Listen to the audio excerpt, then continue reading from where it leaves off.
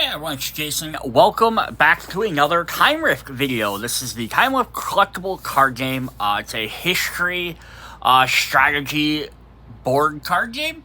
All combinations. I have done a couple other videos on this. I've done some preview videos where I played some videos with like sample cards during the crowdfunding campaign. Went through the starter deck. You can go check out that video if you'd like to see what's in there. I will, if I haven't already as of this video, I'm going to try and release a kind of how to play or like a let's play through a pack episode. Although like my previous videos kind of already explained some of that as well. But yeah, so this is where we're actually going to look into what's in the booster box to see what you're getting. This is set number 1, Empire Builders. So every pack has enough stuff for 2 players. This is what makes the game really fun and exciting. A couple of things of it is you pick up a pack, you're going to get 10 cards plus 3. So you have 10 cards. It's five cards. It's going to be 1 champion, and then there are 4 loadout cards associated with them, which could be their weapon, their armor, their inspiration, and their special card. And then the other 5 cards will be a second champion. So 2 people can sit down, open it up, split the pack basically in half, and play a game. The other 3 cards, 2 of them are going to be Chronos cards. So there are 40 Chronos cards in here, which are other cards that can be various champions, or any of the other 4 loadout cards that aren't connected to anything else. Some of them do have some that work together. So you have some that have like 1 or 2 cards that are like of the same group, and you can see them being put together. Other ones are just of the same like region or culture. Then there's some that are brand new ones that are basically essentially previews for future sets, which could be stuff that might be kind of linking into set 2, where we have some new cultures that aren't introduced yet. And then some they could come in set 3 or set 4. So it's kind of neat. We get a little preview and some other stuff to then mix and match with everything else. Because that's the other cool thing about this, is every single character and card is basically mix and matchable. You can take your Japanese warrior and mix them with a Roman weapon, with a Norse armor, with Egyptian inspiration, and a Mongol special card, and have a big combination or any different mixture match there. So even buying 1 pack and you want to play a game, is then you and your opponent could then either swap with some of those Chronos cards, or you could swap cards with each other, and you could play several different games over and over and over. I want to just kind of compare this to, let's say, if you pick up a pack of Magic the Gathering or Yu-Gi-Oh! Like, you really can't go. Yu-Gi-Oh! Maybe a little bit more because there's no color restrictions necessarily. But, like, you could have level things like, oh, I can't play this, or this requires a specific thing to even be able to be played. Magic the Gathering, you wouldn't be able to just play out of even a handful of packs necessarily, even if you played without land, just because otherwise then you kind of have to like, oh, but I have a super high cost card and you don't, so therefore it's not even. But yeah, that's just really cool. You just pop these out, and I'm not crapping on these other games. I'm just saying that's one of the unique aspects of this. So then the third bonus card, I got a little ahead of myself there, is going to be either a foil card of one of the, so there's 200 cards in the base set of the main champions and their 5 loadouts, which I believe leads to 40 different champions, and then their loadouts. And then we'll have the third bonus card will be a foil card of one of those cards, or it could be an alt art of any of the 50 champions, the 40 from the main set, the 10 from the Chronos. So that's really cool in there. There's also, so everything otherwise is basically listed as being a common card.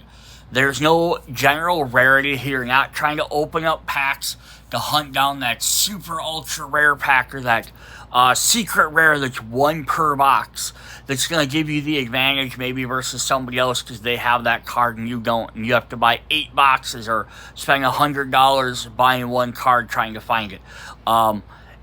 That's just not going to happen here. Now, if you buy a full booster box, are you going to get every card? Not guaranteed. I think going through, like, hanging out on Discord and talk to a lot of people into this game, most people have gotten the entire set out of a booster box with maybe if you're missing something, maybe you're missing 1 or 2 Chronos cards, or maybe you're missing like 1 or 2 champions. So not too bad at all. Now, speaking of rarity, there are 4 exceptions to this. There are 4 cards which are essentially, one card's listed as an uncommon. It's an additional champion card, which we'll talk about if we pull. But it's added at the end of the deck number. So if you have your 200 main cards, your 40 Chronos cards, then you have all your alt cards listed in numerical order. This card comes after that one. So it's like 291 or something like that, I think. He's not necessarily any better or worse than any of the other champions. He's just a little bit different. He just kind of got added in there, but he's by himself. But he kind of falls out of that. He's not quite a Chronos card, but he's a little bit harder to get than a Chronos card maybe, but not. So it's kind of interesting there. Then the last 3 cards are called the Time Rift cards, or the Rift cards. And there's 3 different quote unquote rarities. There's basically a bronze, a silver, and a blue one, which I think is supposed to be like titanium or platinum, I'm not sure.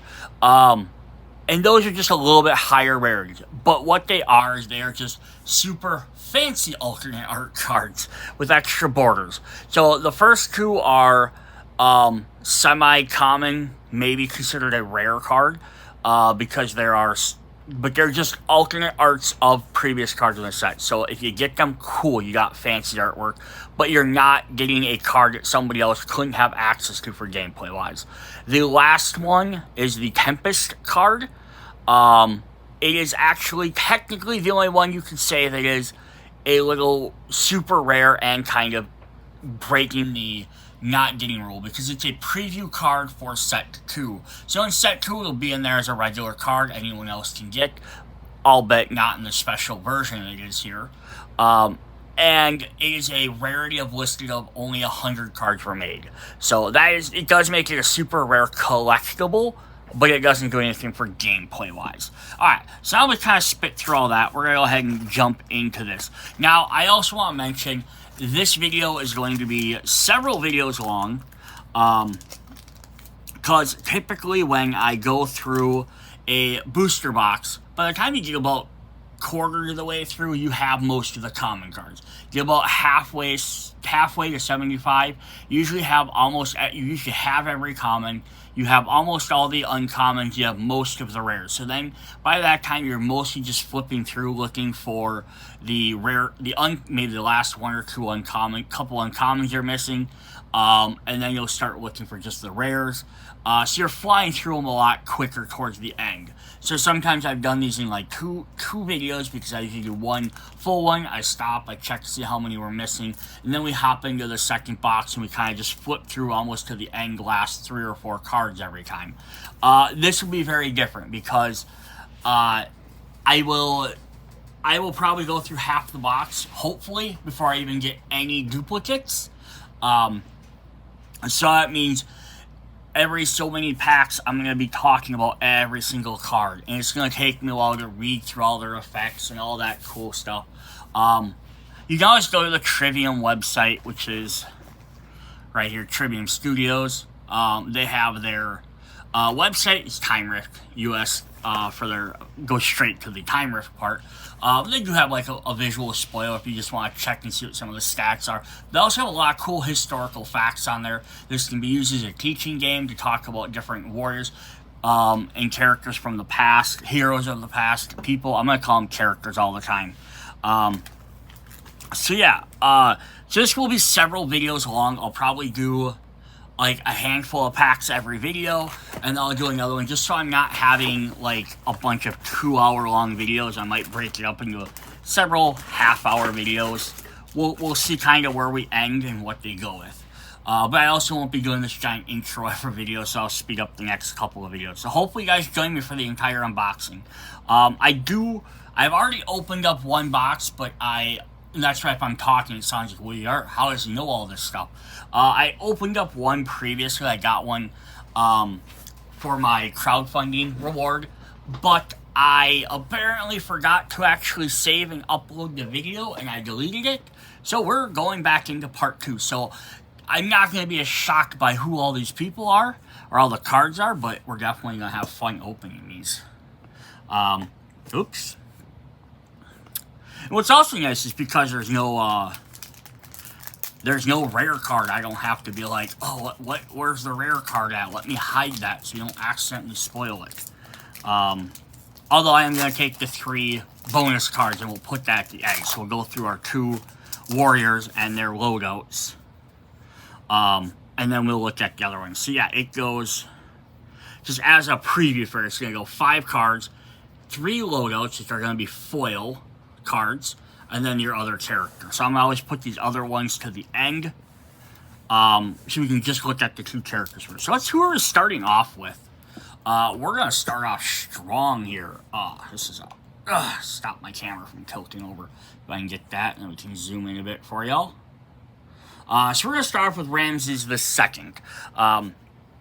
So I just, as a quick run over in case you guys haven't checked all my videos and want to know what some of the stuff is.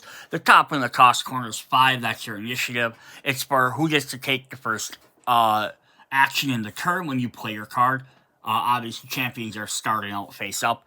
And then it's going to be whoever gets to go when your next card's move up. The 10 is your health. 4 is the number of actions you can take. The middle is your battle grade, which is where your basic attacks are. So if the enemy is on the field in that area, this is where he gets to attack with whatever bonuses. The spike ball is your damage. The shield is if you have any built-in defense, and the little picture in the top corner, honestly, the color of the card on the outside dictates what element it is. This is a metal warrior. So Ramses II, he is a champion from North Africa. He's an Egyptian, and he has the silver rift color. And then it's card number 71 down here. So, gain +1 attack will each revealed card on this champion's loadout shows a different element. Gain +1 defense will this enemy has revealed an Aether or Void card in their loadout. Okay, so this is kind of cool. It's a neat way to start off with what we have.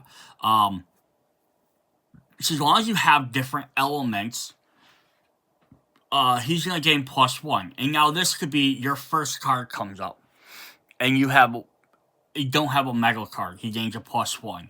Your second one card comes up, and it's a forest. Now you have 3 different ones. He has he still has his +1. But then your fourth one could come up, and it could be a weapon card, or it could be a metal card, right? Oh, now he loses it. So you could go 2 or 3 turns and still play a metal. It doesn't mean you don't have to include one at all. It just means you lose the bonus when it happens. But maybe it's worth it for a weapon or item or whatever that tears with him really well. You can't do much about what your opponent has. But at least it's nice to know if they're playing the opposite of you, you gain a bonus. Considered the greatest pharaoh of the New Kingdom, Ramses ruled Egypt for 66 years. He's best known for his military campaigns and massive building projects. Alright, we're going to start with his weapon. So he gets the Khopesh. I will apologize. Early on, I'm going to butcher names. I'm going to butcher dialects. I'm going to butcher how things are said. I don't know all these off the top of my head. I don't know foreign languages as well as I maybe should for someone that likes this type of stuff, but it's what it is. So for initiative has a 2 cost, does 1 damage. It's a fighter. Weapon, North Africa, Egyptian utility. So this has a special combo power. So spend 1 action. Make a basic attack. If that attack hits, make a free weapon with this attack. So this is kind of cool, because you could spend 2 to hit in one of these ranges without any problem. But that's not really the best. Not saying it's not the best idea. Because you do it, then you're hitting with your weapon. You might have another ability. If you hit with your weapon, this happens. And again, just going to be based on different warriors you play with. But if you're using it with him, it makes the most sense to do the combo to only spend 1 point to try base attack. And if you hit with that, you get a free one with this. But the thing you have to keep in mind is you have to be in the same zone. So you're only going to be able to hit in that 0 spot there. So it does severely limit where he can hit with this one weapon. Versus you might have, let's say, starter deck, Spartacus has his basic attack is that exact same spot. So I would give Spartacus equipping this weapon three different chances versus areas to hit from where Ramsey only has 1. So interesting. A distinct curved sword made of bronze or iron that evolved from battle axes. Its unique design allows it to hook shields or weapons and still slash. So that's really cool. I like the look. I love the descriptions on here because you learn more about the things. It's a one-handed weapon. Alright, then we have our armor. We have the El Tag El Aqua Azrak, maybe Azrak. That cool, like, Egyptian helmet with little snakes in the front. Armor, North African Egyptian accent adornment. Reveal. Rotate this champion, gain +1 defense till the end of the round if this champion is a ether or metal. So this is one of the ones that's only going to be useful if you're playing that specific thing. So, like, randomly drawing cards. Like, if you just realize, oh, we're going to randomly pick cards and just play one of each. This wouldn't help a bunch of characters. Bare minimum, it will at least get you a rotating for free, which isn't bad. Isn't terrible, but it's not. There's better things to do on your turn. Often called the Bluer War Crown, it had leather or cloth with sequins and precise patterns and a Uraquis cobra on the front, linking the pharaoh to the gods. That's cool. Alright, then we have our inspiration. We have the Ramseum. Which I'm guessing is maybe like the precursor to the museum, the Ramseum. Inspiration North Africa Egyptian, and it's a location. Whenever this champion wins initiative, each adjacent enemy must rotate to face north. Whenever this champion loses initiative, this champion may rotate. So, this could be helpful if you can set up a thing where if your opponent has to turn, it might pull them up. They're trying to attack you, right? Like, oh, I'm sitting right in front of them. I can't attack them this turn. It might rotate them the other direction. So now they're out of your attack zone. It's not going to move you into theirs or anything like that, but it could pull them out of your attack zone. And then now they have to spend 1 action just to rotate again. And it's the same thing as if you lose, it's going to give you the opportunity, maybe if they hit you from the side, or they're hitting you in the front where you don't have a zone, you can turn to the side and now hit them. Now called the Ramseum, this marble Egyptian engineered rear, the Luxor has a 48 columns and scenes of the Battle of Kadesh and a 19 M Syenite statue of Ramsey. Then our last one we're going to get is Osmandius. Special North Africa Egyptian title. Reveal. All champions gain +2 weapon attack until the end of the round. This is one of these fun ones because it's a lots of cards. They can be double-edged swords, right? Because they gain bonuses to everyone, or they could, depending on what elements people play or what they have in there. But yeah, basically making all your weapon attacks +2. So where you put this in your lineup could be very important. If you put this, obviously you want to put this after your weapon, because that way it works. So that way you have your weapon to use. But yeah, this could be a neat thing to do with your Khopesh here, because then you could get your +2 your weapon attack after you get your free basic attack. But yeah, you hit early on. Do you hit early on with it and try and do a bunch of damage early, or a guaranteed hit early on, or do you save it till the end as a finishing blow? Fortunately, you don't have the option to not reveal it. So if you were losing and you're worried your opponent might hit you with a weapon and they have really high accuracy already with their weapon, you might be like, oh crap, I don't want to play this. You don't really have an option not to. So, Ozymandias, the Greek name for Ramses II, survived this day. However, much of his legacy has been buried underneath the sands of time. Cool. Let's jump into our second champion. We have Minamoto no Yoritomo. So we have a champion from Asia, Japanese, and green. So he has 10 health. He has a little bit different base thing, but no pluses in there. Gain +1 base attack while this champion has revealed an inspiration and special card. So cool. So Ramses gains a +1 to his attack, just as a comparison. I'm not going to do a bunch of these. But he has +1 attack, regardless of what kind he is, as long as he has a different element. So he gets a better thing because it goes towards his weapon or his base attack, but he has to have different specific things out, so it limits what he can play. He just has to have 2 different cards out, and then gets +1 to his base attack. So he won't actually get it at least until the second round. But then he always has one anyhow. But he can mix and match. There's a lot more options on his cards.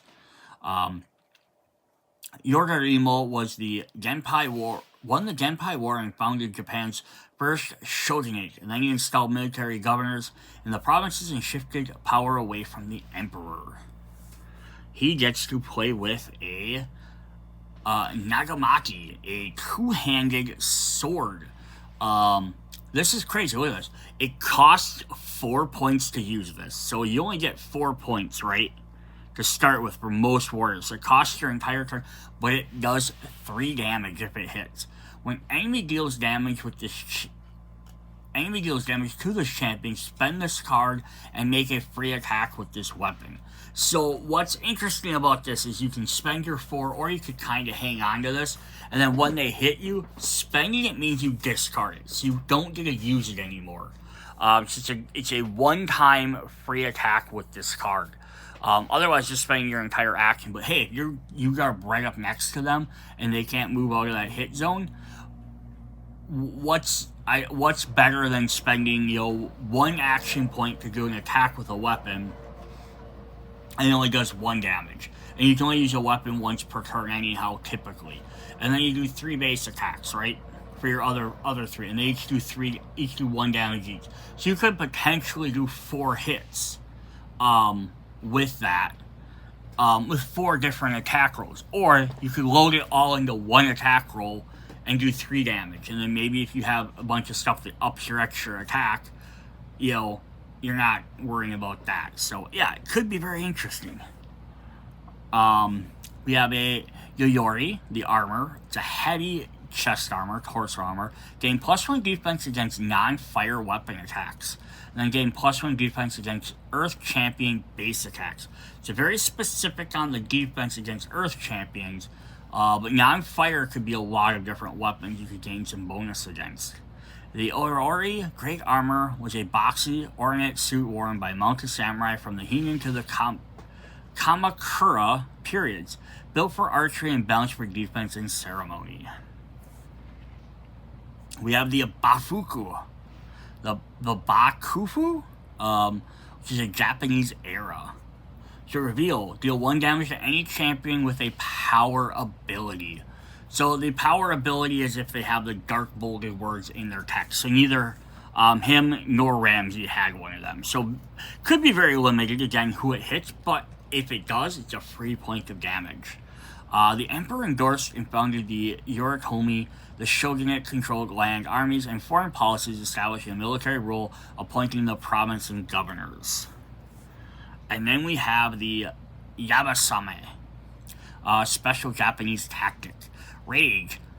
This champion gains +1 weapon attack until the end of the round for each life this champion has lost this round. Yabase Yomatori's idea of training a samurai is mounted archery at a full gallop. It consists of rain-free targeting practice with 3 arrows and a 255-meter track.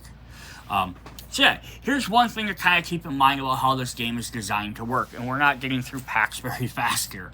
But that's fine. I don't care because this is 20 videos long. I'm going to go through all these as long as it takes. This game is designed to be played casual, sit down, open a pack, play with a couple of things, but it's also designed to be played as a tournament.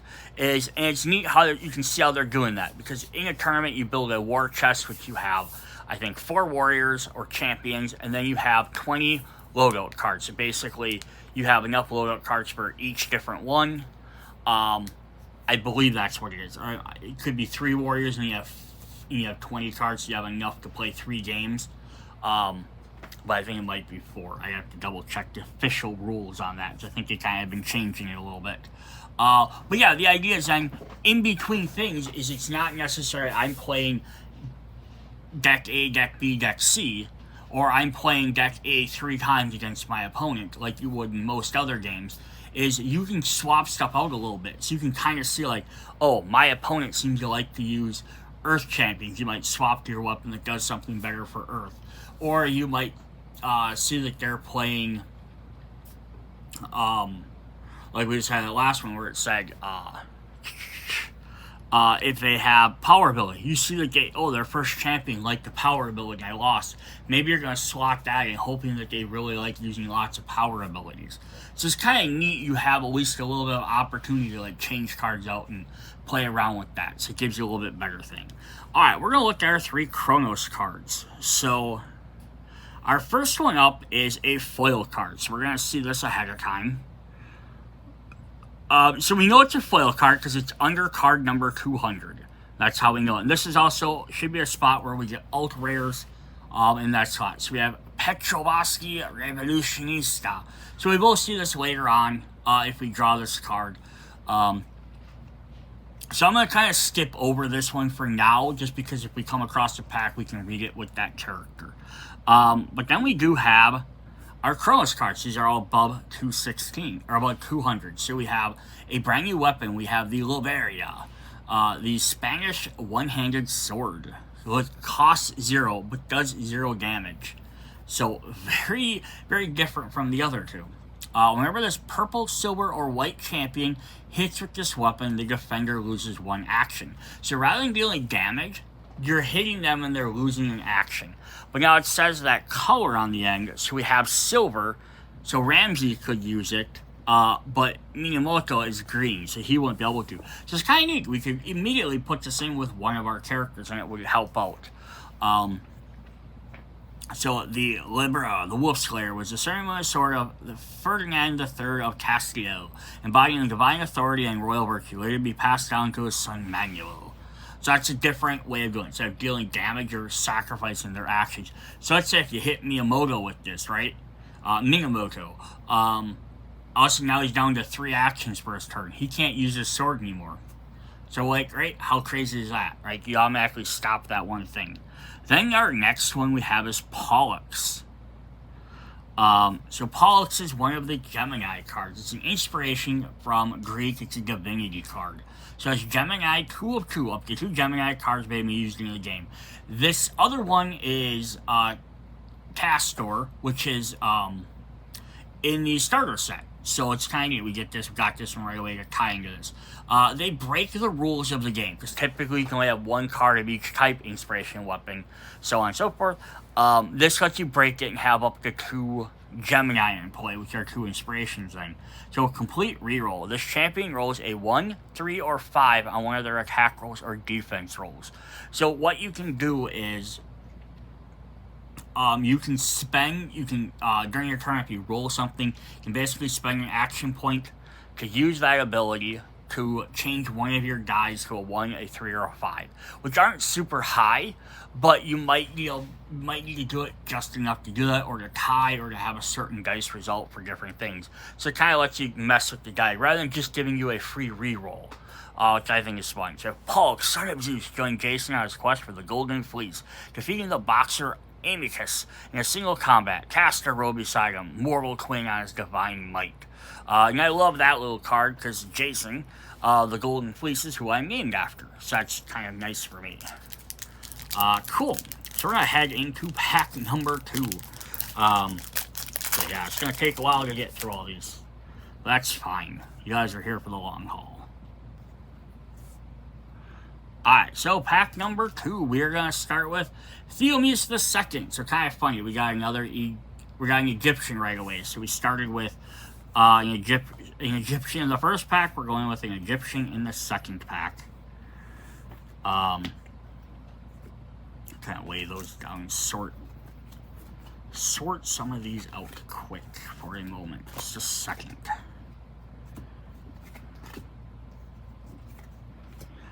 Alright, so we have champion, North African Egyptian, and the Black Rift color. Start the game with 2 tokens on this champion. React. When this champion rolls doubles on a defense roll, spend 1 token to deal 1 damage to the attacker. So twice the game you get 2 free damage. Now, this is going to come where the reroll effects could be very popular. Because technically you're not actually rolling the dice for that. You're just changing to a thing. But it counts the end result. So that might be where we have Pulitzer, where you get a 1, 3, or 5. Yeah, it's not enough to win a combat. on a block of defense, you might take a hit of damage by putting it at a 1 because you rolled a 1 on the other side. But you don't take more or less damage by having a lesser number. Your opponent rolls a 12 and you roll a 2, great. You still take a hit of damage from wherever the weapon was, as opposed to if you rolled a 10. But it could be a way for you to, something like that could be guaranteeing that you get a hit off on them. A sixth pharaoh of the 18th dynasty and one of Egypt's greatest military leaders, Thutmose III expanded the empire of Nubia into the south to Syria in the north. Actually, I think this is the next one in the lineup, too. 76. Yeah, so this would have been the next one in the deck order. We have our weapon. We have a polearm for a one hand, the Rama Bronzia, so a 2-cost weapon, does 2 damage, but we have a lot of negatives in there for the ranged area. This champion may set your first base attack roll result to 7 each round. So kind of interesting. So if you have this weapon, you could turn your base attack into just an automatic 7, which you might be like, well, yeah, but I could roll a 10 or an 11 or a 12 and have almost a guaranteed victory. Right. But if you just auto set it to the 7, let's say you have a +1 attack on there, because it's your roll, then you add that. So if you attacked in one of these spots, all of a sudden it would be 8. So now at least you have an 8. So you have an over 50% chance of winning just based on that, rather than possibly rolling lower. The bronze-tipped spears were standard infantry weapons during the New Kingdom. They featured shafts with bronze heads capable of piercing hide shields and light armor. Speaking of armor, we have the Daria Bronzi Harashafi. Medium armor for torso. Reroll adjust a 1, a 2, or a 3 on this black, pink, purple, or white champion's defense. D6 by 2. So it's kind of neat. You could adjust a 1, 2, or 3 up by 2. So basically a 1 would become a 3, 2 would become a 4, or a 3 would become a 5 on your defense. So you can kind of mitigate what your defense might be.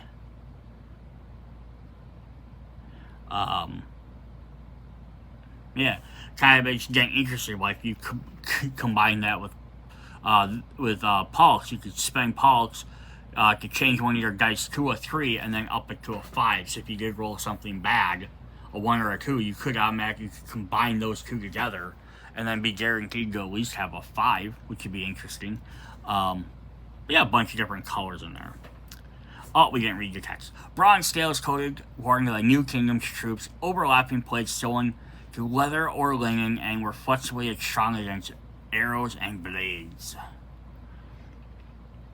Our inspiration, the Wakazaz Tabada, an event. So we'll gain +1 champion initiative while this champion has revealed a weapon card. If that champion is in Aether, Metal, or Void, instead gain +2 champion initiative. So what does the champion initiative have to do after the beginning of the game when you decide who plays? It breaks ties. So if you're rolling ties against your opponent and you are playing as Thutmose, who has an initiative of 5, but he is also a other card, or sorry, he's a void card. So he would get +2, so that gives him a 7. So again, like his spear weapon, it gives him a good chance just to auto win stuff, initiatives or ties and stuff like that. So it's pretty cool.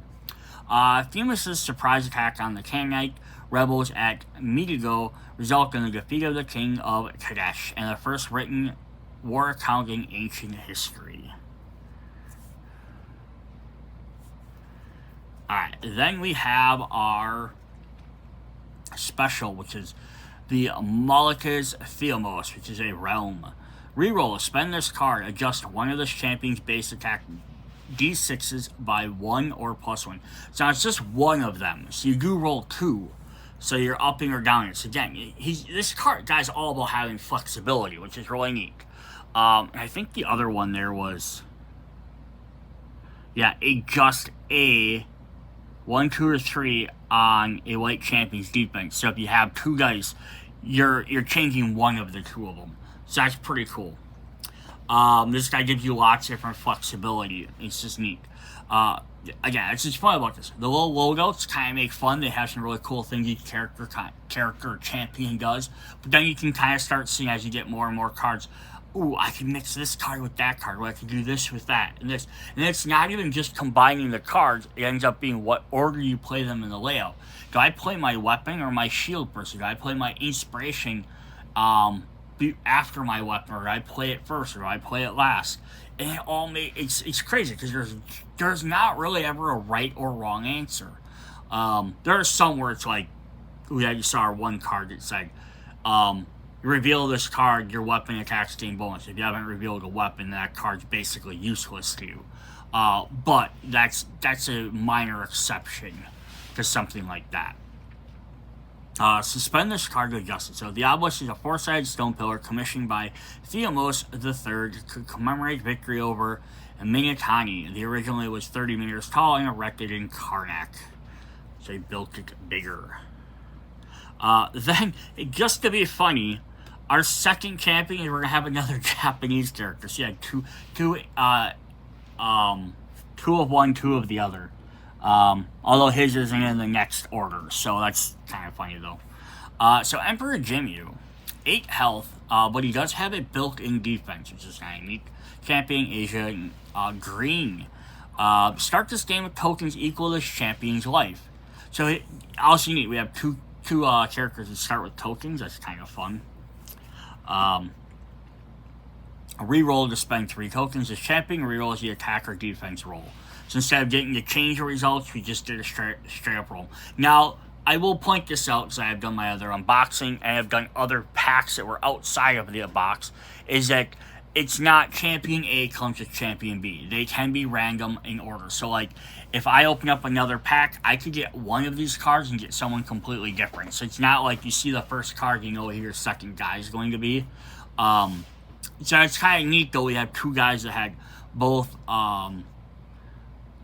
we had both packs here. We had both cultures back to back like that. It's kind of funny. And then we have two in this pack that deal with tokens and and rerolls. But it's just coincidence. So spend 3 tokens. This champion rerolls an attacker defense roll. So he gets 8 to start with, and you spend 3. So you can do this twice. But there are going to potentially be cards that let you gain extra tokens, I'm assuming. Legendary first emperor and founder of Japanese imperial line, Jimmu conquered Yamato with divine intervention and laid the foundation of the Japanese state.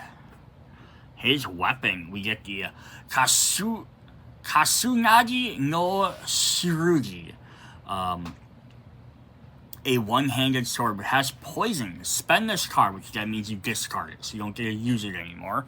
At the end of this champion's turn, deal 2 damage to an enemy with a combo or disarm power ability. So, very particular on who he can hit, but he gets to take out a specific person.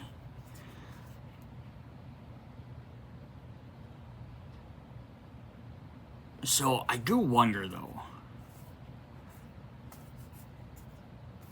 if the enemy with a combo or power, but I'm assuming that means, though, and I have to double check the rules or see how this works. If it says it's not specifically that champion card, but it could be any of their cards have that ability.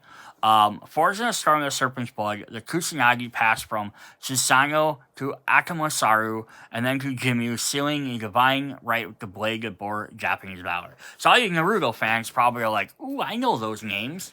Because they're not just made up for Naruto. They're actually from Japanese lore and history, which is really fun.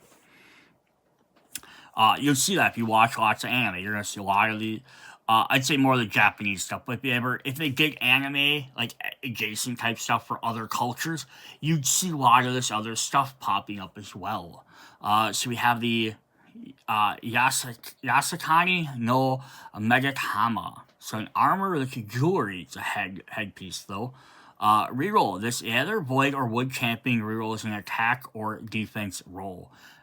Also reroll, adjust a 1 to a 3 on this champion's defense d6. So you have the option, depending on, again, which one you are. You might even just use the bottom one if you're not that element. if you're trying to specifically get one of those numbers. Julie, both Jade-born and Kama-shaped, the Yasakani no Megatama flowed from Asamaru to Ninjiji to Jimu. Its curve symbol, benevolent, and the divine inheritance. Oh, the card I've been looking for. I want to make a deck around him. Yakagasuru, just because Yu-Gi-Oh! The Yakalok. If you're a Yu-Gi-Oh! Fan, you know what I'm talking about. Inspiration and Icon. When a champion activates a reroll power ability, deplete this card and gain +1 champion initiative till the end of the round. Then, if this champion is pink, green, or yellow, move 1 space at the end of the turn. So you get an extra initiative for helping to block ties and stuff, and then you get a free move at the end of the game, or end of the round, so you can back away from your opponents. A great mythical 3-legged crow sent by Akasamaru to guide Emperor Jimmu through the mountains of Kumano to Yakumo, where he would follow Japanese imperial line. And then finally, we have our special card, Yaka no Kagami, which is an item. Pull, spend this card. Moving a adjacent enemy into any space in this champion's base attack grid and gain +1 attack against that enemy till the end of round. So he has a couple of cards in here he has to get rid of to do stuff. But it's an interesting idea, right? To sacrifice your stuff to gain like 1 hit. Is it worth it? It might be. Sacred Bronze Mirror, one of the 3 sacred treasures. It lured Akasamaru from her cave, restoring light in the world, and was passed down to Emperor Jimmu. Cool. Alright, so then we're going to jump into our foil. So we have an alt art, which is crazy. Not only do we get an alt art in the second pack, we also got the alt art for the character from this pack, which is just nuts as well. So yeah, there's Theomus the second. So again, these alt arts, they're really cool looking. So they have the exact same text. Same abilities up there, same effects on the bottom. Just a black border, kind of like a little bit more full arc-ish, because it kind of cuts into the text box down here. And so yeah, some really neat, extra unique art. Like the regular art is definitely cool as well. But yeah, getting this extra neat art. So these are really hard to get. There's 50 of them. I think most people are getting an average of somewhere between 3 to 5 per box. And when there's 50 total, it means it's gonna be hard to collect a set of these. But they're highly sought after. If you don't really care for them, you just want the cards to play, you don't need to use these. But they're only so far for the champions. I don't know if in the future they might make some alt art cards for other cards in this set or not. But that's definitely cool. Let's set him off to the side. We have our Chronos cards. We have the Gilibra. So there isn't a mistake on this card. So it says North America. It should say North Africa. Typos happen. Not a big deal. African and light armor. Luckily, the country doesn't so far has no effect on the actual card text. Nothing has referenced I can remember. It referenced a country in there, like Europe or America or Africa. So that's only more for deck building purposes. So it's easy enough to like remember it when you build your deck, then forget about it. But this has react. When an enemy attacks this champion with a weapon, roll a d6. On a 6, gain +3 defense till the end of round. So yeah, gambling, but hey, 3 defense can stop just about any attack. Or help you stop any attack, because it'll get you an extra +3 to whatever you roll, unless you roll really bad for that. Worn across North Africa, Gelabas are robes with pointed hoods from Berber and Arab roots that offer warmth and modesty and are a mark of cultural identity. Alright. Oh, sweet. We got another inspiration. We got Kothos. So, this is one of the Greek fates. Definitely, we had another one in the starter set, so now we have 2 of them. I don't think the third one is in the booster packs. So I think the third one's going to be in set 2, which is kind of a fun collecting thing. Like, ooh, we got this, but now we have to wait till the next set to get the next piece. And I don't know if all the Chronos cards are eventually going to do that. Like, if they will finish complete off a set. So, like, we have a brand new champion. If we're going to get 4 cards throughout various Chronos sets, they'll fill out their groups, and now they have a full set themselves. Or if it's just, some might have 1 card, some might have 2, some might have nothing. I'm not for sure. But here we have Fates, 1 of 3. So up to 3 Fates can be used in this game. Reveal, gain +1 base attack till the end of the round. So just nice, you get an extra base attack. And I think if you have all 3 Fates, they kind of trigger together. I'll have to look at that one, like, towards the end of the video, see what the other one does. Even God, Spirit of Fates, particular Clotho. Spinning the thread of life. Her decisions were binding all parts of the cosmic order even Zeus could not outrun. Do I have them just sitting right here, maybe? Because they were in the starter set. I have the starter set cards right here. I wonder if I have.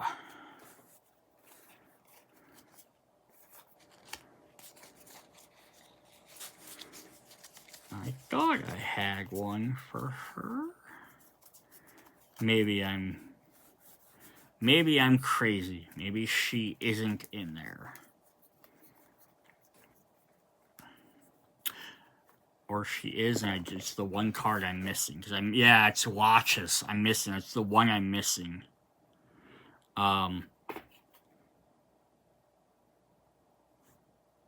So yeah, unfortunately I don't have that one.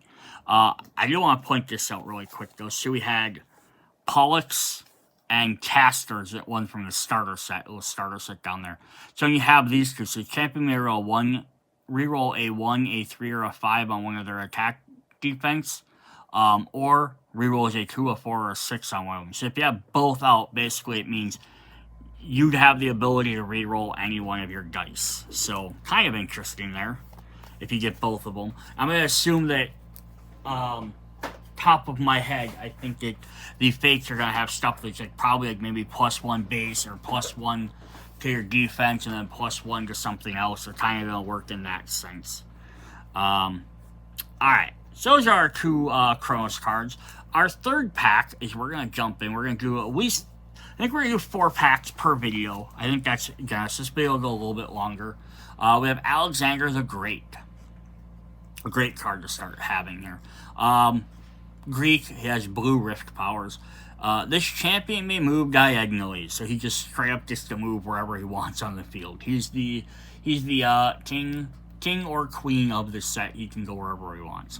At the age of 20, Alexander became the queen of Macedon. Then he took his father's army, conquered the Persians, and built one of the largest empires of the ancient world. To do so, he is going to use the Xiphos Verganius, a one-handed sword. This weapon deals 1 additional damage if the champion has moved diagonally this turn. So again, pairs super well with him. There are other cards we can get that let people move diagonal, so this could be used with other people. They just have to kind of maybe take an extra step to do it. There might be another champion in the future that can move diagonal as well. Starter set has the Kimono, which lets anyone move diagonally for a point. But it might be worth putting in there if that guy has other abilities that are worth using. According to the Plutarch, the sword was gifted to Alexander by King Polymython of Chiton before the Battle of Issus and featured a lion, a sphinx, and an inverted tree. Interesting. There's a lion. And there's maybe the inverted tree on there. I don't know where the sphinx would have been. Alright, then we have his armor. We have the Akranos Liatariu. Armor, Europe, Greek, and medium helmet. Gain +2 champion initiative while his champion has not moved this round. So that's kind of neat. We have him, he moves diagonal, gets extra attack for moving, but if he doesn't move, he gets extra defense. Which this kind of plays into the fact of, maybe you're playing defense now, but what if you go second in the turn? You haven't went yet. You automatically just gain an extra 2 initiative for helping to block ties and stuff. So, right, if you don't move, or if you corner your opponent and you don't have to move and you can keep attacking them, you have a better chance of doing that. So, cool. The Alexander sarcophagus, a masterpiece of Hellenistic art found in Sidon, shows Alexander wearing a lion's head helmet, richly detailed and symbolic of Hercules. I hope we get a Hercules in the set. He was in the original Anachronism game. I don't know if they're maybe going some of the more legendary or quote-unquote mythical type characters, or heroes, champions, and only trying to stick to real people, or if that's just maybe they just haven't gotten to them. We don't know for sure. We have our inspiration, Menteleon Delphron. It's a Greek icon. So reroll. Reroll a defense roll if this champion won the initiative this round. Instead, this champion may set that result to 8.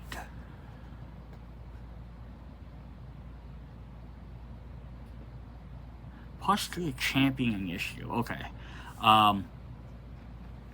So if you won the initiative, you may set your defense to 8. So yeah, if you play high cost cards, awesome, you get extra 8 defense.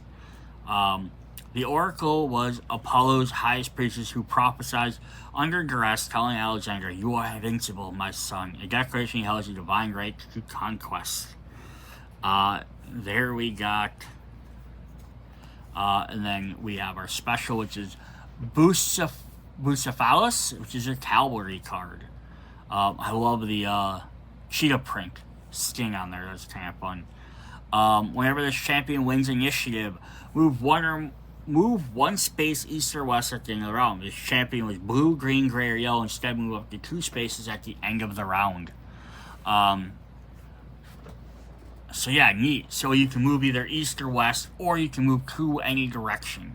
Bucephalus was a massive black stallion and a white star on his brow. No one could tame him until Alexander turned towards the sun, erasing the fear of shadows. So neat. So again, he kind of gets the bonus if you're winning the initiative, if you want to play high, and do stuff like that. Awesome. So now we're going back. We're jumping back into Japan. We have our 3 of our 4 Japanese champions so far.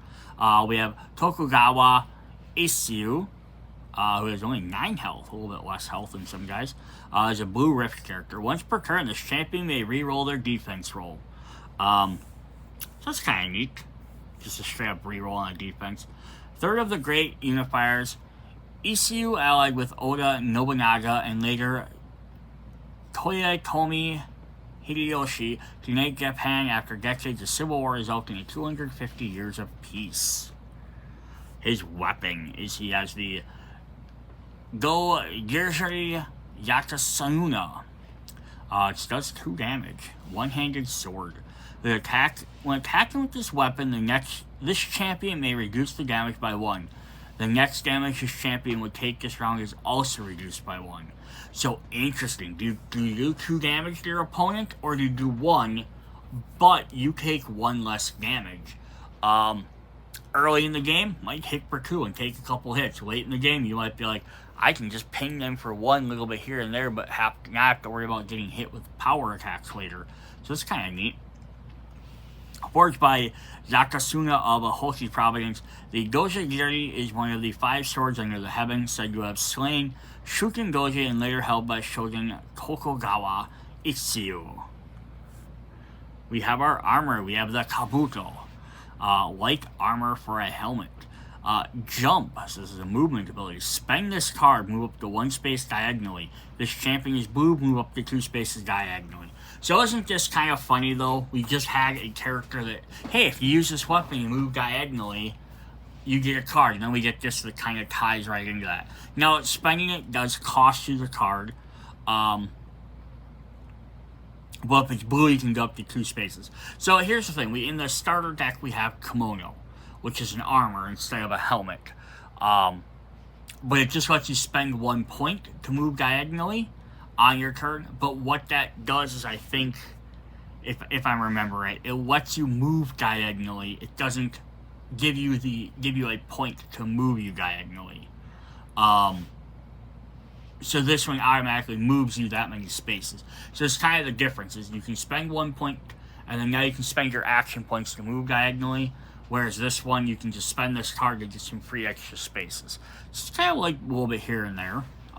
Plus, there might be other, in the future sets, I don't think there's any in this one necessarily I can think of, but there might be in the future special cards that are armor pieces. It could be helmets or torso armor. So therefore, if you have this one on, you can still wear an armor on a special card. And vice versa, if you have the kimono, you wouldn't, because you'd only wear one slot. So it could be a difference in there, too. The Samurai Kabuto was more than protection. It was the identity. A mandate showed the clan symbols, while the Teshin atop of the helmet symbolized a connection to the heavens.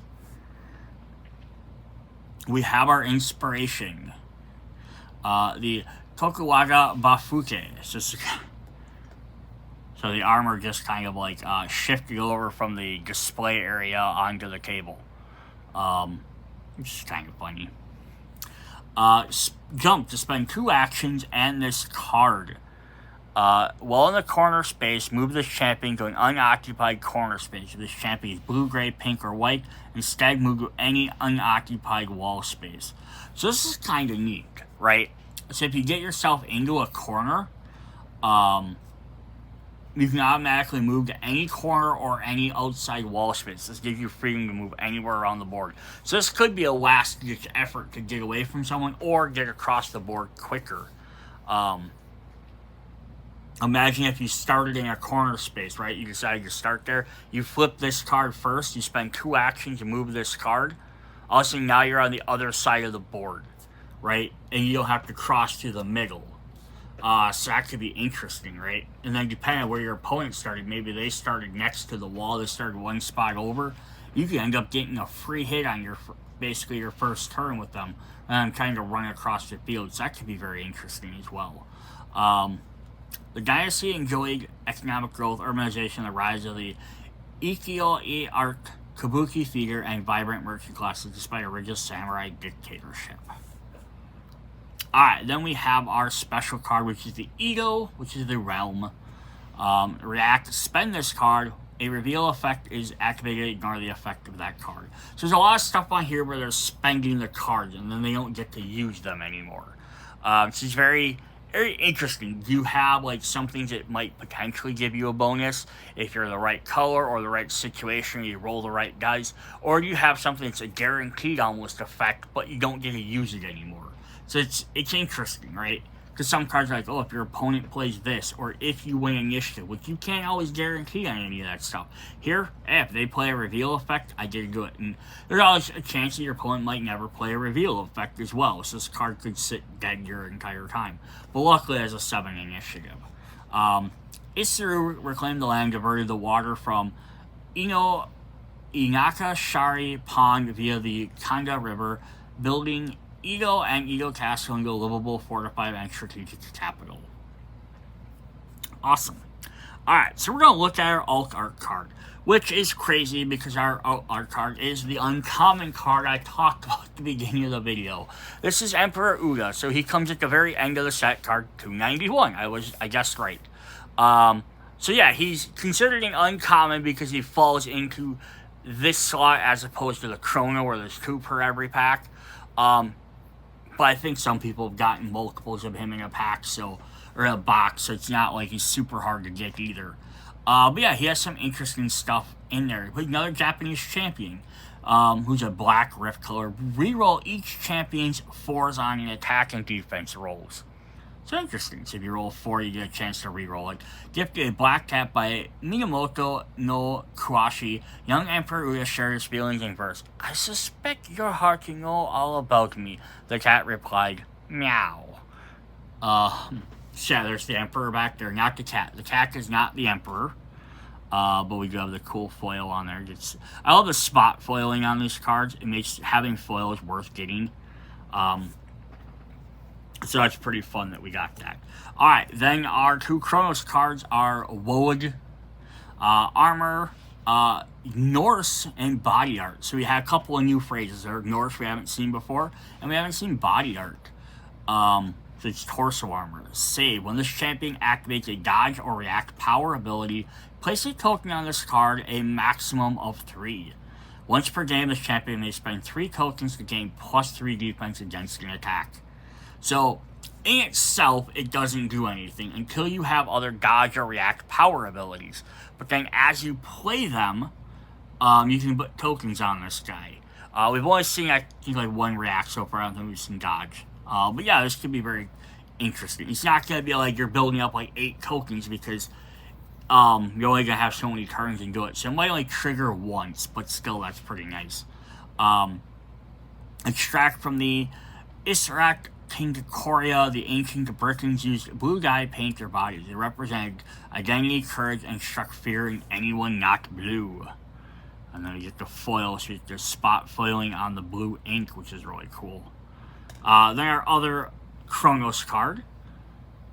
Just fun, because we get another culture here. We have the Wakining Inspiration North American Native American event.